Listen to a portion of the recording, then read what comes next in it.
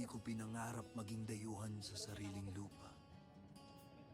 Pero sa bayan kong ito, tila walang puwang para sa mahirap. Hindi ko ginustong lumayo. Ngunit paano kung sa sarili mong bayan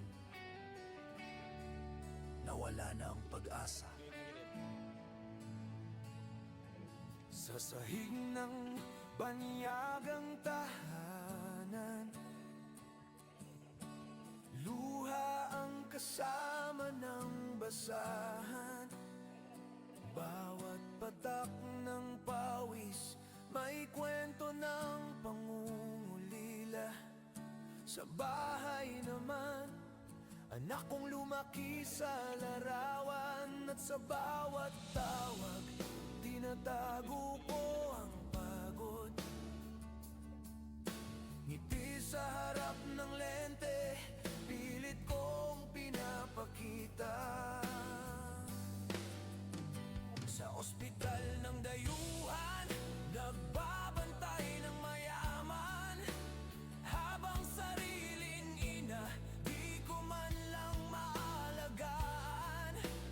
Bayan kong sinumpa ng katiwalian at pangako, kay daming may talento, ngunit walang puwang sa sariling lupain.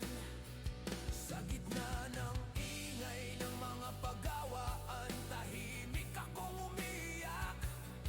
Itinatago ang lungkot, pangungulila sa mga mahal sa buhay.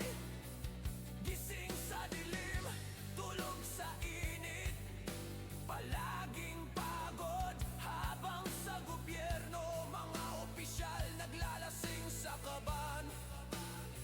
Samantalang kami rito, unti-unting nilalaso ng katawan, para lang sa kinabukasan.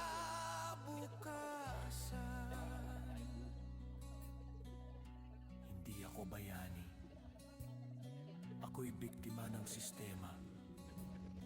Kung matino lang sana ang nagpapatakbo ng pamahalaan, di ko kailangang iwan ang bayan kong mahal.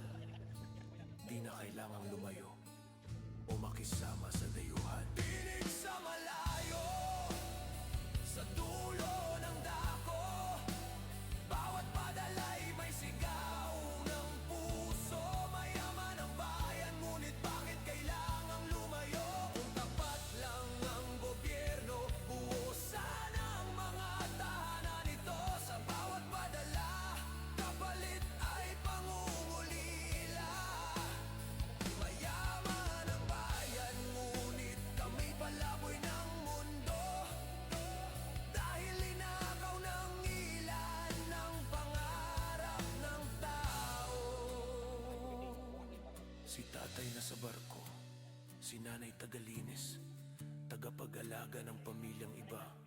Si anak lumaki sa telepono, di nakilala ang yakap o haplos ng ama't ina. Ganito ba talaga ang sinasabi nilang tagumpay?